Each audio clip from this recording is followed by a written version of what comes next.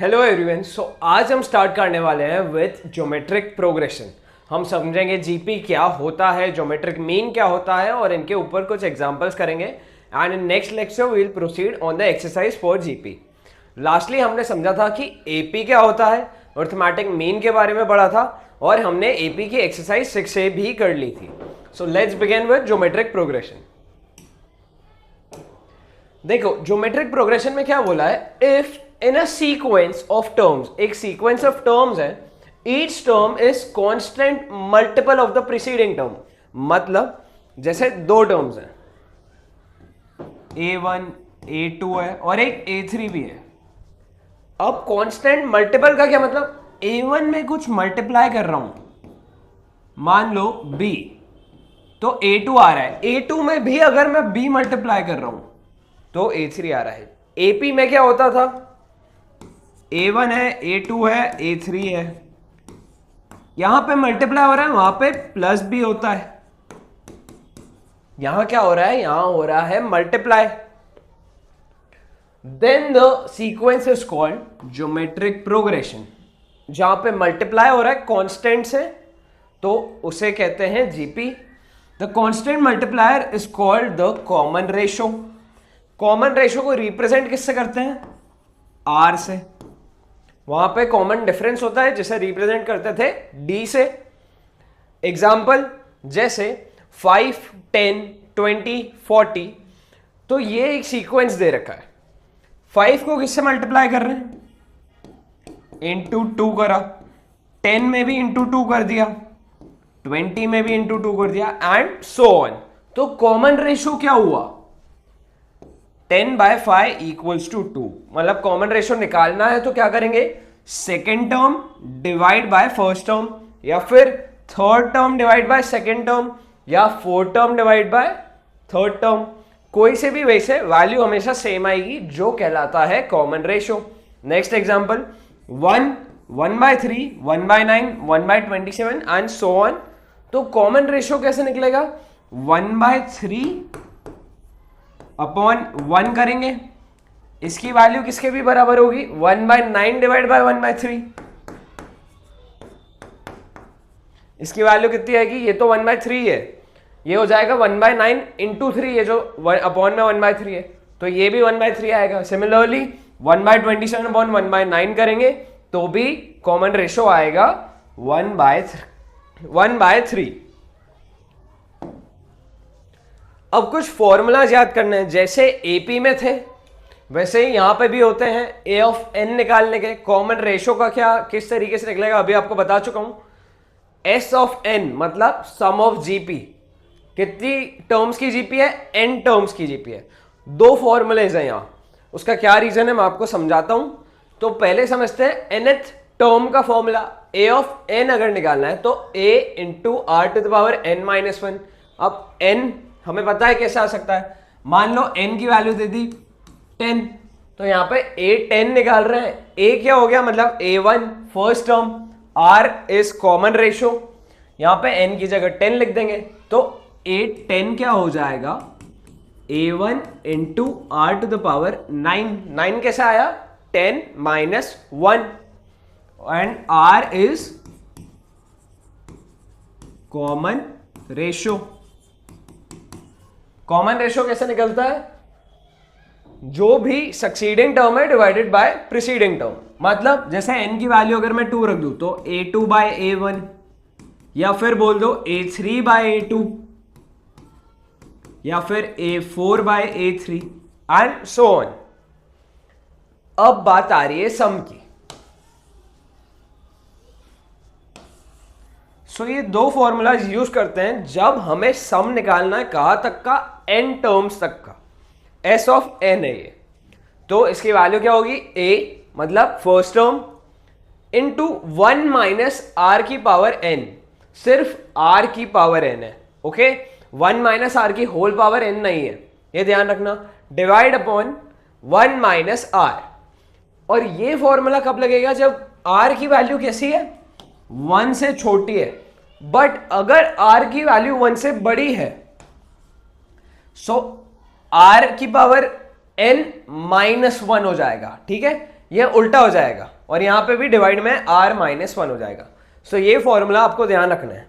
Next चीज जो AP में नहीं होती है बट यहां पे है जीपी में, sum of infinite terms, sum of infinite terms. तो इसका भी एक सिंपल सा फॉर्मूला है, a अपॉन 1 माइनस आर। जो n टर्म्स का होता है उसमें यहां पे 1 माइनस आर की पावर n आ जाता है, उसे हटाना है, बस a अपॉन 1 माइनस आर, और r की वैल्यू कैसी होगी, 1 से छोटी। बट r की वैल्यू अगर -1 से 1 के बीच में भी है, so still this is applicable. तो ये फॉर्मूला भी ध्यान रखना है। इसका कैसा एग्जांपल आएगा वो मैं बताता हूं, क्योंकि यहां पे क्या होता है, n is tending to infinity. अब एक और टॉपिक, जैसे अर्थमेटिक मीन होता है वैसे ही ज्योमेट्रिक मीन भी होता है। ए, बी और सी तीनों जीपी में है।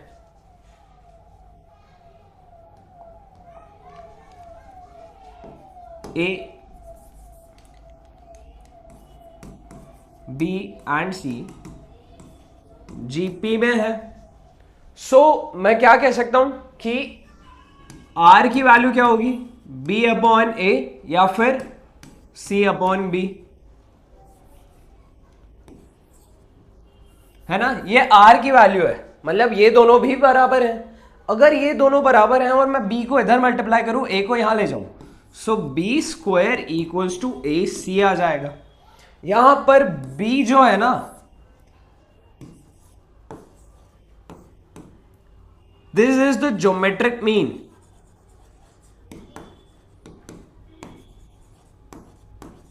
Of A and C. A और सी का ज्योमेट्रिक मीन है क्या, बी।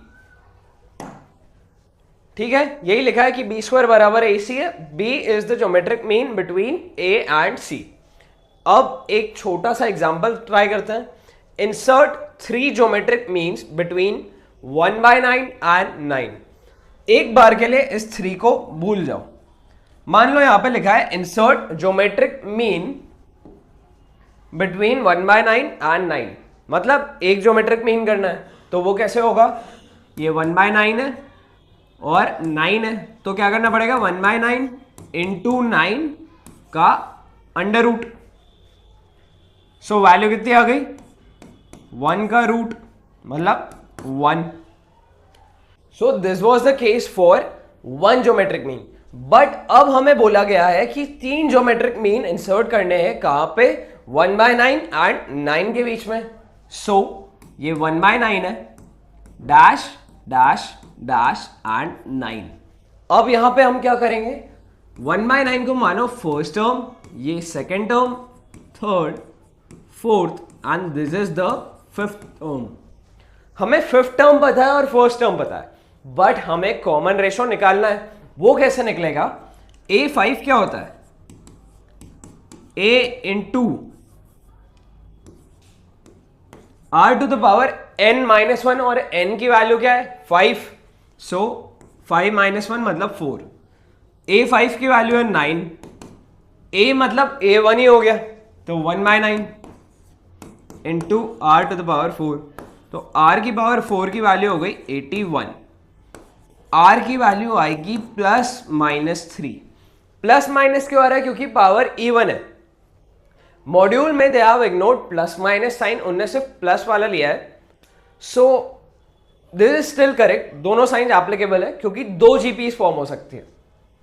अब हमें क्या क्या पता है, A1 is 1/9, A5 is 9 and R is +-3।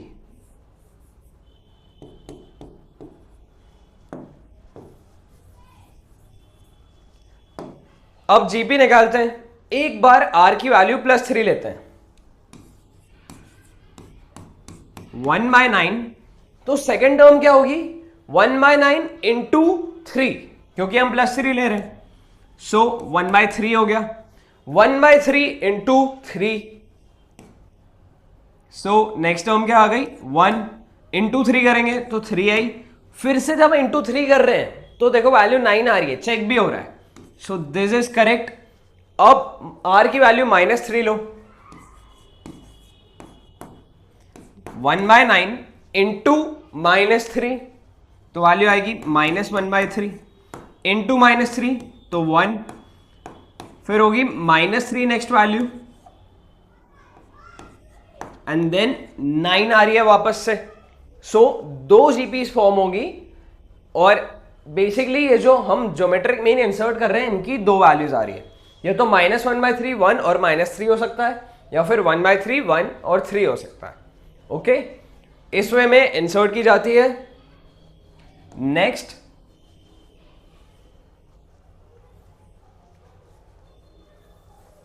एक क्वेश्चन है, find the GP where the fourth term is 8। क्या बोल रहे हैं, जो फोर्थ टर्म है A4 की वैल्यू 8 है एंड 8 टर्म इज 128/625। A8 की वैल्यू 128/625 है, तो जीपी कैसे निकलेगी? A8 का फॉर्मूला लिखो, ये क्या है, A इंटू आर का क्यूब, पावर n-1 होता है तो 4 - 1। सिमिलरली यहां पे हो जाएगा A इंटू आर की पावर 7। A8 की वैल्यू पता है, उसका फॉर्मूला पता है, A4 की वैल्यू पता है, उसका फॉर्मूला पता है, डिवाइड कर दो तो A8 upon A4 equals to A into R to the power 7 upon A into R का क्यूब। यहां पे वैल्यू क्या आ जाएगी, 128/625, और जो दूसरी वैल्यू है A4 की वो यहां पे मल्टीप्लाई में आ जाएगी 8। सो ये कैंसिल हो गया, ये कैंसिल होगा तो यहां पे पावर हो जाएगी 4। R की पावर 4 इक्वल्स टू 128/625 इंटू 8, 5000। ये वैल्यू आ रही है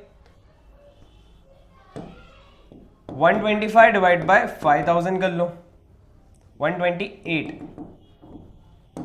डिवाइड बाय 5000, सो वैल्यू आ रही है 0.0256। ये वैल्यू किसकी है, r टू द पावर 4 की।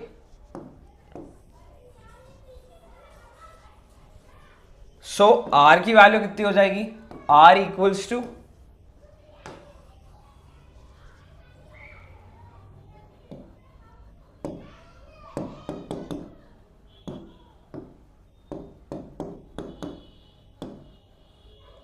और इसका एक और बार अंडर रूट लेना पड़ेगा,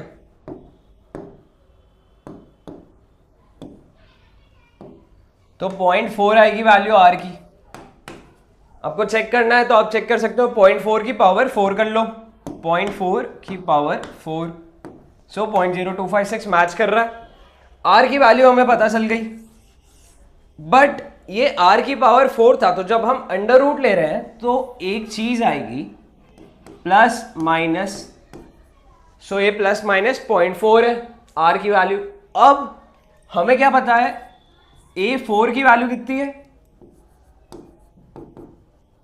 8, मतलब A into R cube is 8। हमें A फाइंड करना है, अब तो ही तो हम जीपी निकाल पाएंगे, हमें फर्स्ट टर्म ही नहीं पता है। सो A इंटू 0.4 का cube equals to 8, 8 divide by 0.4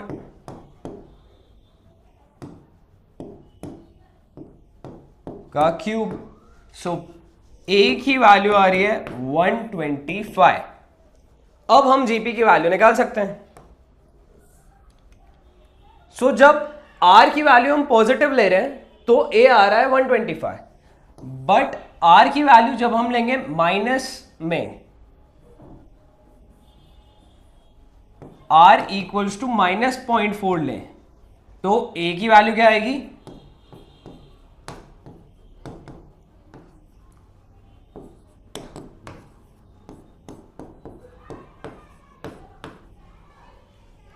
यहां से ए की वैल्यू आएगी -125। तो दोनों के लिए जीपी अलग फॉर्म होगी। यहां पे जीपी क्या हो जाएगी 125 कॉमा सेकेंड टर्म होगी इंटू 0.4 50 इंटू 0.4 सो 20 फोर टर्म 8 है, चेक कर लो एंड सो ऑन।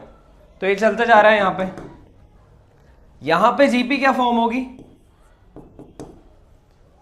-125 पहली टर्म है,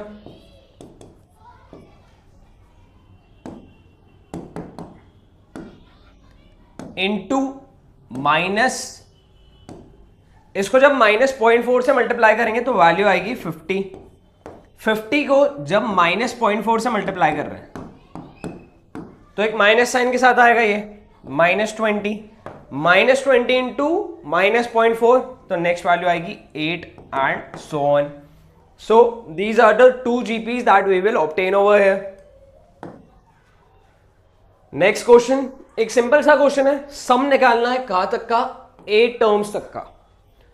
एस ऑफ एन वाला फॉर्मूला यूज होगा, बट एस ऑफ एन के 2 फॉर्मूलाज थे, हम कैसे पता करें कि कौन सा वाला यूज करना है। तो मैंने एक चीज बताई थी, फॉर्मूला क्या है a into 1 minus R to the power n upon 1 minus R, या फिर a into R to the power n minus 1 upon r minus 1।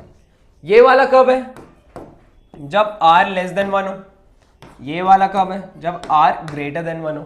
तो पहले क्या चेक करना पड़ेगा r की वैल्यू क्या है। देखो सीरीज क्या है 1 2 4 8 एंड सो ऑन। यहां पे r की वैल्यू क्या होगी, ये 2 ले लेते हैं और ये 1 ले लेते हैं, 2 बाय 1 मतलब 2। तो ये कैसी है ग्रेटर देन 1 है, सो ये वाला फॉर्मूला यूज होगा।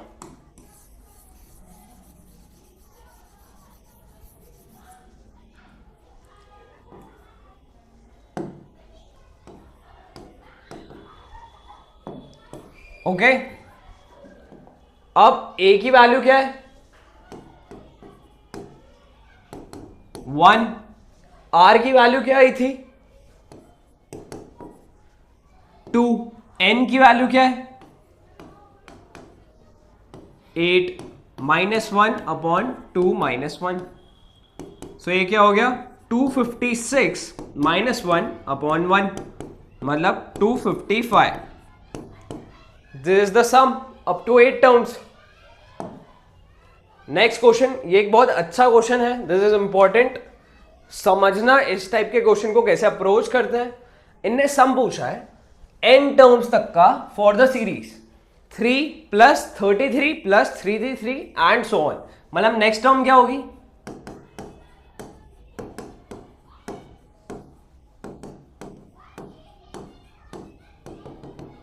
कहां तक जा रहा है ये n टर्म्स तक। Okay not infinity, n terms मतलब कहीं पे एंड हो रहा है, हमें n की वैल्यू नहीं पता है तो हमें एक जनरल फॉर्मूला देना है इसके लिए।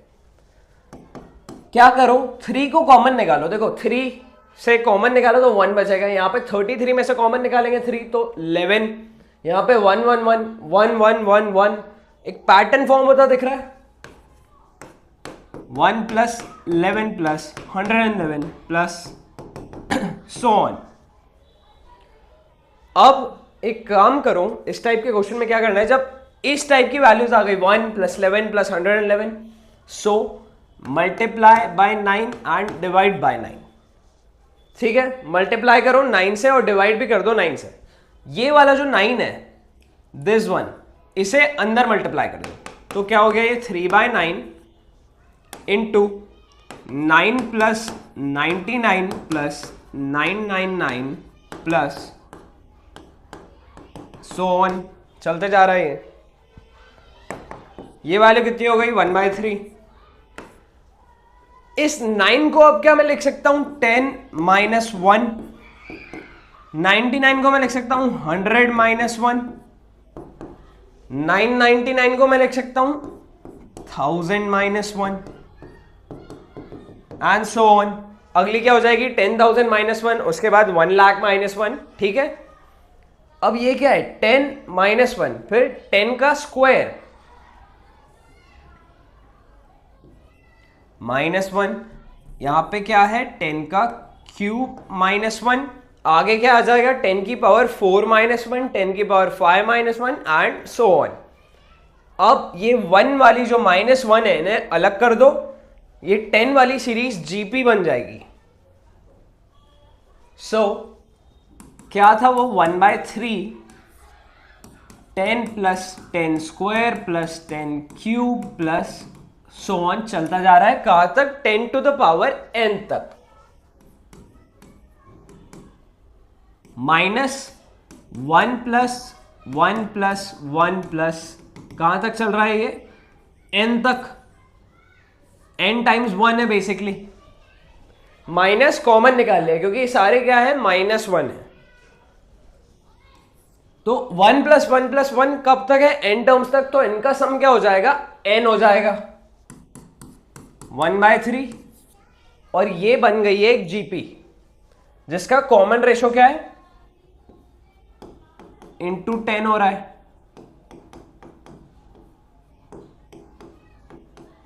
तो कॉमन रेशो है 10, फर्स्ट टर्म भी है 10, तो a सम का फॉर्मूला लगेगा जहां पे r ग्रेटर देन 1 है, a r to the power n minus 1 upon r minus 1, फिर माइनस में ये वैल्यू क्या हो जाएगी n 1/3 10 into 10 to the power n minus 1 upon 9 minus n। ये 9 को यहां पे मल्टीप्लाई कर दो और बाहर ले आओ, मतलब 1/27 9 इंटू 3 हो गया, ये क्या हो गया 10 को मैं मल्टीप्लाई कर रहा हूं तो 10 into 10 to the power n, indices हम पढ़ चुके हैं, तो ये क्या हो जाएगा n plus 1 minus 10 into minus 1, और ये क्या है minus 9n। This will be the final answer. So जब पूछ रहे हैं वो कि सम बताना है अप टू n टर्म्स का, so this is going to be your final answer. Okay, इस टाइप से अप्रोच किया जाता है इन क्वेश्चंस को। Next question, find 3 numbers in GP whose sum is 19 and product is 216। इस टाइप का क्वेश्चन एपीए में भी करा था, उन्होंने 3 नंबर्स दे दिए थे, सम या कुछ बता देते हैं और पूछते हैं वो 3 नंबर बता दो। तो क्या लेते हैं, देखो एपी में क्या करा था हमने a माइनस डी, ए और a प्लस डी लेते थे, पर यहां पे तो कॉमन डिफरेंस नहीं है, यहां तो कॉमन रेशो होता है। सो यहां पे क्या लिया जाएगा a by R, a and a into R, ये 3 नंबर्स लेंगे हम। अब उनने क्या बोला है प्रोडक्ट इज 216, देखो इन्हें मल्टीप्लाई करूंगा तो ये r कैंसिल हो जाएंगे, बचेगा क्या a cube, so a by R into a into R की वैल्यू है 216, ये गया, बचा क्या a क्यूब इक्वल्स टू 216। 216 किसका क्यूब होता है, तो a की वैल्यू आ गई 6। अब हमें a पता चल गया,